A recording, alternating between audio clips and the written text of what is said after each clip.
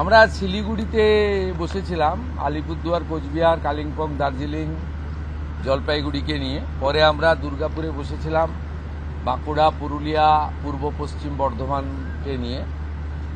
আজকে এখানে আমরা নদিয়া, উত্তর চব্বিশ পরগনা এবং হুগলিকে নিয়ে বসেছিলাম। অনুরূপ মিটিং আমাদের মালদাতে হবে, মালদা, মুর্শিদাবাদ, উত্তর এবং দক্ষিণ দিনাজপুরকে নিয়ে। অনুরূপ মিটিং আমাদের কোলাঘাটে হবে, পূর্ব পশ্চিম মেদিনীপুর, ঝাড়গ্রাম এবং হাওড়াকে নিয়ে। আমরা মূলত যেটা জোর দিয়েছি, শর্ট টার্মে নির্বাচিত এমএলএদের সঙ্গে প্রশাসনের সমন্বয়। একটা নতুন ব্যবস্থা চালু হয়েছে, যেখানে শাসকের আইন নয়, আইনের শাসন। নতুন একটা বিশ্বের সর্ববৃহৎ রাজনৈতিক দল, যে দল নেশন ফার্স্ট মন্ত্রে বিশ্বাসী, তারা জনতা জনার্দনের আশীর্বাদ নিয়ে ক্ষমতা পেয়েছে। নতুন ব্যক্তিরা এমএলএ হয়েছেন, মন্ত্রী হয়েছেন, মুখ্যমন্ত্রী হয়েছেন। আমাদের ভিশন কি, আমরা কি চাইছি, কেমনভাবে রাজ্য চালাতে চাইছি, আমাদের সংকল্পপত্র কি, এটা প্রথমেই অ্যাডমিনিস্ট্রেশনের সর্বস্তরে পৌঁছে যাওয়া দরকার। সেই উদ্দেশ্য নিয়েই আমরা কিন্তু এই পরিক্রমাগুলো করছি। আপনারা এর আগে মিটিংগুলোতে দেখেছেন কত কোটি কোটি টাকা খরচ করা হয়েছে। এই কলকাতা থেকে কল্যাণী আসতে 1 ঘন্টা লাগে এখন জাতীয় সড়কের যুগে। সেখানেও হেলিকপ্টার ব্যবহার করা হয়েছে। এখানে কত রকমের খাওয়ারের ব্যবস্থা, নিশ্চয়ই সারাদিন আছে, দুপুরবেলা একটু খাবার দিতে হবে। এখানে কত গাড়ির মেলা, এখানে অফিসাররা গাড়ি শেয়ার করে এসেছেন।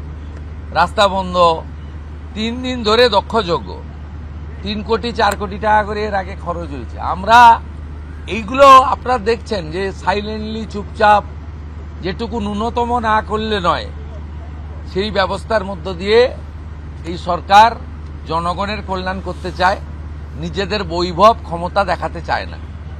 সেই জন্যই আমরা করছি। মিটিং খুব ফ্রুটফুল হচ্ছে। আমরা এত ডাক পাইনি 5 বছর।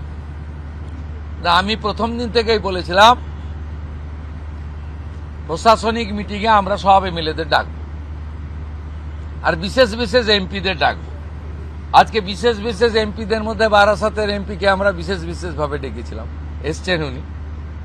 আর আমাদের দলের এমপিদের আমরা ডাকছি সব জায়গায়, কারণ আমাদের এমপিদেরকে বিডিওরা পর্যন্ত, ওসিরা পর্যন্ত তাদের ফোন ধরতেন না। এই সিস্টেম তো ঠিক না। আমরা এখানে বলেছি আইপিএস আইএসরা জানেন একটা পাবলিক রিপ্রেজেন্টেটিভকে কিভাবে রেসপেক্ট দিতে হয়।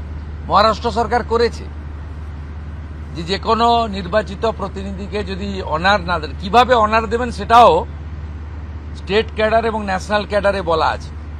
এগুলো আমরা এখানে করেছি, বলেছি। এবং আজকে এখানে বসিরহাটের অনেক অপোজিশনের এমএলএরাও যুক্ত হয়েছিলেন। তাদের মধ্যে একজনকে বলার সুযোগও আমরা দিয়েছি। আমরা চাই যে কেন্দ্র রাজ্য ডবল ইঞ্জিনের সুফল মানুষ পাক, এবং কেবলমাত্র নির্বাচনের সময়ই রাজনৈতিক কচকচানি হোক। সারা বছর আমরা কনস্ট্রাকটিভ আইডিয়া নিয়ে কাজ করি।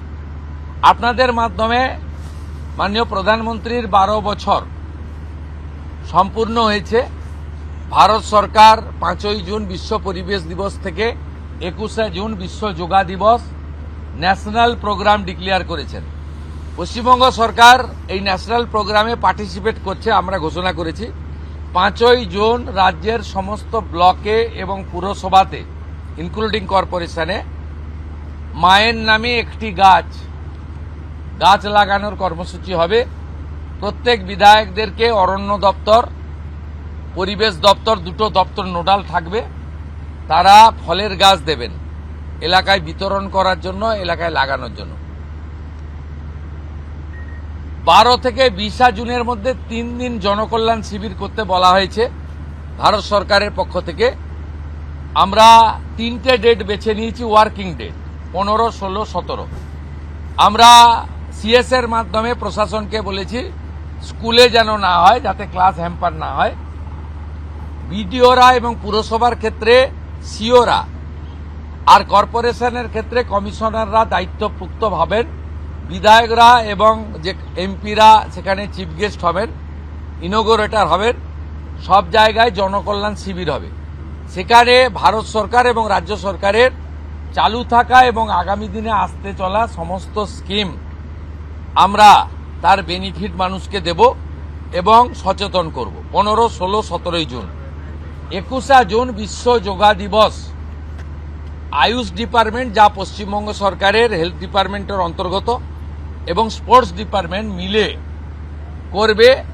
পুলিশ থেকে, স্কুল থেকে, এনসিসি থেকে, নানা এনজিও অর্গানাইজেশন, উৎসবের মতো পৃথিবীর 200টা দেশ ভারতের যোগা দিবসকে গ্রহণ করেছে। আমরা বিচ্ছিন্ন ছিলাম, আমরা এবারে যুক্ত হলাম। উৎসবের মতো হবে। আয়ুষ ডিপার্টমেন্টের প্রোটোকল মেলে যেখানে যেখানে পাবলিক যোগা হবে তার আগে 2 দিন রিহার্সাল বা তাদের যা প্রোটোকল আছে, প্রোটোকল ভেঙে হঠাৎ করে যোগা পালন করতে কেউ যাবেন না, ছবি তোলার জন্য যাবেন না, সেই প্রোটোকল মেনে তারা করবেন। আজকে একটা নীতিগত সিদ্ধান্ত নিয়েছি, ক্যাবিনেটে এটা অনুমোদনের জন্য আমি রাখবো। আয়ুষ দপ্তরকে আমরা হেলথ থেকে আলাদা করছি, আমরা আয়ুষ মিনিস্ট্রি আলাদা করব এবং আয়ুষের ক্ষেত্রে আমরা একজন ভালো কম্পিটেন্ট অফিসারকে দায়িত্ব দেব করে আয়ুষের যে অপরচুনিটি রয়েছে গোটা দেশে, সেই অপরচুনিটিকে আমরা কাজে লাগাবো। আজকের সমন্বয় মিটিংয়ে প্রথম হচ্ছে কোঅর্ডিনেশনের কথা বলা হয়েছে, দ্বিতীয় বলা হয়েছে হেলথ সেক্টরকে প্রায়োরিটি দিতে, তৃতীয় বলা হয়েছে প্রি মনসুনের কাজকে প্রায়োরিটি দিতে, 4 বলা হয়েছে স্বাস্থ্যসাথীকে আয়ুষ্মান ভারতে কনভার্ট করা এবং লক্ষ্মীর ভাণ্ডারকে অন্নপূর্ণা যোজনায় কনভার্ট করার কাজ শুরু করা। আগামীকাল বিকেলে নবান্ন থেকে আমি এবং সংশ্লিষ্ট দপ্তরের মাননীয় মন্ত্রী, সিএস, এফএস এবং অন্য আধিকারিকদের উপস্থিতিতে অগ্নিমিত্রা পাল এবং আমি একটি ফর্ম পাবলিশ করব, যেই ফর্ম অন্নপূর্ণা যোজনায় ফিল আপ করতে হবে এবং আমরা কালকেই বিস্তারিত বলবো। কারণ এনরোলমেন্ট যখন যত তাড়াতাড়ি করবেন তত বেনিফিট আমরা দিতে পারব। আমাদের অন্নপূর্ণা যোজনার প্রক্রিয়াটা শুরু হয়ে যাবে কাল থেকে। যেমন যেমন ফর্ম ফিল আপ হবে তেমন তেমন 3000 টাকা ট্রান্সফারও শুরু হয়ে যাবে। আর যতক্ষণ না 3000 টাকা ট্রান্সফার হচ্ছে, স্বাস্থ্যসাথী যেমন কন্টিনিউ রাখা হয়েছে আয়ুষ্মান ভারত কনভার্ট না হওয়া পর্যন্ত, এখানে আপনার লক্ষ্মী ভাণ্ডারকেও কন্টিনিউ করা হবে। বিস্তারিত কালকে আপনারা জানতে পারবেন, ফর্মের কপিও আপনারা কালকে পাবেন। অফলাইন অনলাইন অবশ্যই থাকবে, শুধু পাবলিকের উপরে ছেড়ে দেওয়া হবে না, বিধায়করা নিজ উদ্যোগে ফর্ম ফিল আপ করাবেন এবং সরকারও বিডিওদের নেতৃত্বে প্রত্যেক বাড়িতে বাড়িতে ফর্ম ফিল আপের জন্য সহযোগিতা করার জন্য লোক পাবেন। এবং মাথায় রাখতে হবে, ভারতীয়রাই কেবলমাত্র এই সুযোগ পাবেন, অভারতীয়রাই সুযোগ পাবেন না। ভারতবর্ষের সরকারের টাকা বাংলাদেশ থেকে আসা অবৈধ অনুপ্রবেশকারীদের দেওয়ার জন্য নয়, এটা খুব ক্রিস্টাল ক্লিয়ার। সরকারি বাসে আপাতত সব মহিলাদের আমাদের ফ্রি সুযোগ তারা পাচ্ছেন আগামী সপ্তাহ থেকে। তো আগেই ক্যাবিনেট অনুমোদন দিয়েছে, এটা কার্যকর হচ্ছে। কিন্তু আমরা এখনই সবাইকে সব মহিলা বললে সুযোগ দিলে পরবর্তীকালে কিন্তু কার্ড করব। কারণ আমরা দেখেছি ডোমকলে বিগত সরকারের সময় পুরুষরা লক্ষ্মীর ভাণ্ডার পেয়েছেন। কেউ যদি মুখ মাথা চাপিয়ে রেখে শিলিগুড়ি থেকে এনবিএসটিসির ভলভো বাসে উঠলেন দীঘা আসবেন বলে, তিনি যদি বোরখা পরে চলে আসেন তাহলে তাকে পুরুষ না মহিলা দেখার কোনো মেকানিজম বাসের ড্রাইভার কন্ট্রাক্টরের নেই। আপাতত চালু করলেও পরে আমরা মহিলাদের জন্য আলাদা ফ্রি কার্ড করে দেওয়ার ব্যবস্থা করব। আমরা প্রাথমিকভাবে আলোচনা করেছি এবং এটা আমরা কার্যকর করতে চলেছি। আমাদের মা ক্যান্টিন রয়েছে, সেই ক্যান্টিনগুলোতে 367টা, তাই তো অ্যাপ্রক্স 400-র কাছাকাছি সংখ্যা আপাতত এই থাকছে। সেখানে আমরা 2 দিন করে মাছ খাওয়াবো সপ্তাহে। দুদিন করে মাছ খাওয়াবো, 5 টাকাতেই খাওয়াবো। এই কাজগুলো আমরা করছি। বাকি অন্যান্য বিষয়গুলো আছে, হবে। আমরা কয়েকটা প্রোগ্রাম পেয়েছি। সেটা হলো আগামী 30 তারিখে কেন্দ্রীয় আরবান এবং পাওয়ার মিনিস্টার আসছেন, অগ্নিমিত্রা পাল মহোদয়। তার প্রোগ্রাম পুরো অ্যাসিস্ট করছেন। আমিও একটা সময় নিশ্চয়ই কাটসি মিট করব। 4 তারিখে শিপিং মিনিস্টার আসছেন, শিপিং রিলেটেড মিটিং হবে। 6 তারিখে মাননীয় রেলমন্ত্রী আসছেন। আর 8 তারিখে দিল্লিতে স্বাস্থ্য দপ্তরের সঙ্গে পশ্চিমবঙ্গ সরকার আয়ুষ্মান ভারতের এগ্রিমেন্ট করবেন। এই প্রোগ্রামগুলো আপনাদের মাধ্যমে আমরা জানাতে চাই। আমাদের সরকার, আপনাদের সরকার আগামী সপ্তাহ থেকে মুখ্যমন্ত্রীকে বলো বন্ধ হয়ে যাচ্ছে। তার জায়গায় আমরা নাম দিচ্ছি আপনার সরকারকে বলুন। আর পুরনো যে নাম্বার ছিল ও নাম্বারেরও বদল আসছে। এই সংক্রান্ত বিস্তারিত যেদিন আমরা লঞ্চ করব সেই দিন আপনাদেরকে নাম্বার জানাবো। নামটা আমি আজকেই জানিয়ে দিলাম, আপনার সরকারকে বলুন। মাননীয় রাজ্যসভার সাংসদ শ্রমিক ভট্টাচার্য মহোদয়কে নাম ঠিক করার জন্য সরকার পরামর্শ চেয়েছিল, তিনি এই নামটা ঠিক করেছেন। মুখ্যমন্ত্রী হিসেবে আমি সেই নামটা গ্রহণ করেছি। आज सुबह से देखा जा रहा है बहुत सारे लोग जो है हाकिमपुर बॉर्डर, बहुत सारे बॉर्डर पे जमा हो रहे हैं, वो बॉर्डर क्रॉस करना चाह रहे हैं। क्या ये जो ऑर्डर आपने किया था, स्टेट गवर्नमेंट ने किया था, होल्डिंग सेंटर हर एक डिस्ट्रिक्ट में होना चाहिए, उसके बाद डर के मारे जो है लोग बॉर्डर क्रॉस करना चाह रहे ये हैं? एग्जिस्टिंग फॉरेनर्स एक्ट है, कोई नया कानून नहीं है। और ये लोग चला जाना चाहिए। और उनका बांग्लादेशी जो नागरिक है उनका लेने का जिम्मेदार तो है उनका। तो जब हम लोग यहाँ से बोल रहा था तब वहां से उनका जो स्पोक्स पर्सन है, मैं देखा था सोशल मीडिया में और यूट्यूब में आया, जो उन्होंने बताया जो बांग्लादेशी है वो तो हम लोग ले लेगा। तो ये सब बांग्लादेशी है, इसको ले लेना चाहिए। लेकिन ये लोग को, पुलिस को हम लोग बता दिया जेल में भेजने का जरूरत नहीं है। देश के रुपया में खाना खाएगा, कपड़ा देगा, मेडिसिन देगा। एक दामाद है ये लोग। जल्दी जल्दी भागो, जल्दी जल्दी भागो, नहीं तो जो करना है सरकार करेगा।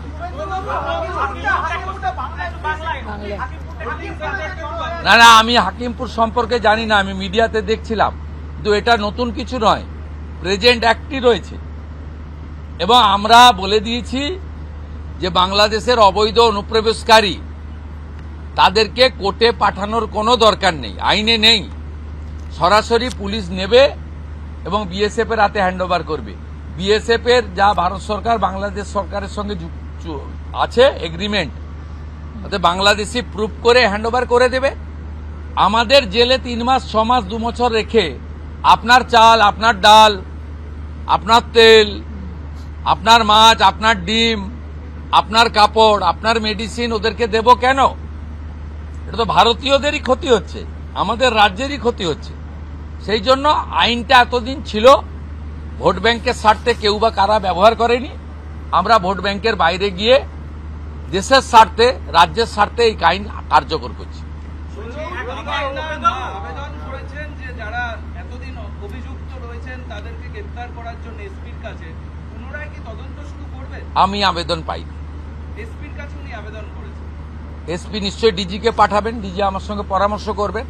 আমি হোম মিনিস্টার হিসেবে নিশ্চয়ই, আমার তো আইনের শাসন প্রতিষ্ঠা করার জন্যই আমাকে আপনারা মুখ্যমন্ত্রী করেছেন। তা আইনের শাসনে তামান্নাও আইনের শাসন পাবেন। আমরা তো বলেছি শাসকের আইন চলবে না, আইনের শাসন চলবে। আমরা তো বলেছি স্কুল, কলেজ, মন্দিরের 1 কিলোমিটারের মধ্যে মদের দোকান লাইসেন্স দেওয়া যাবে না। এ সরকার অন্যভাবে চলবে, চিন্তার কোনো কারণ নেই। আমার সঙ্গে ভারত সরকারের মন্ত্রী জিতেন্দ্র সিং এর একটা মিটিং আছে 3:30টার সময়। এখন 2:30 বাজতে যায়, 1 ঘন্টা লাগবে যেতে। প্লিজ,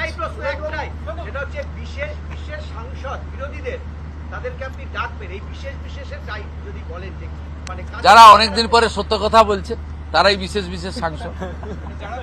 যারা বলছেন যে আপনারা আমাদের স্বাধীনতা পাইয়ে দিয়েছেন,